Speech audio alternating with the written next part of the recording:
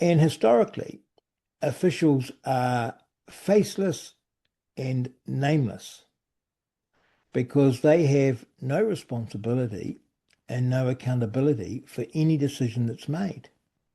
Their job is simply to give advice, and the buck stops with the minister.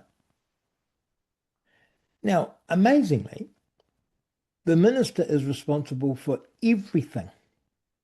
There's absolutely no excuse for a minister not being responsible for anything that happens in their department or anything that happens that they had a hand in. Nothing.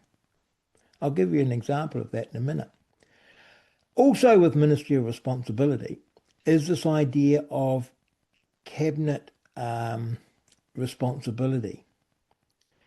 And that is that anything that's decided by the cabinet, every minister in that cabinet signs up to. You literally can't say, oh, yeah, I was there, but I didn't agree with it. No, you're part of the government that made that decision. You are accountable.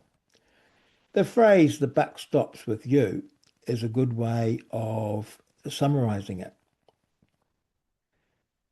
With MMP, it's been upended slightly because you'll have support parties and they may disagree with a government decision, and they have in their agreements the ability to disagree. And so that has become a grafted on unfortunate feature onto our Westminster system, which I think is unfortunate. I don't like MMP, but that's just part of the feature to be aware of, that I could be David Seymour or Winston Peters, and they could be making a decision, and I alert the Prime Minister and say, look, we disagree with this, we'll be voting against this, it's nothing to do with us. And so I can duck some responsibility. In the media, of course, and in the public mind, politicians all the time are making excuses for why they're not responsible or why they're not accountable. Look, that's just political wash. It doesn't work constitutionally at all.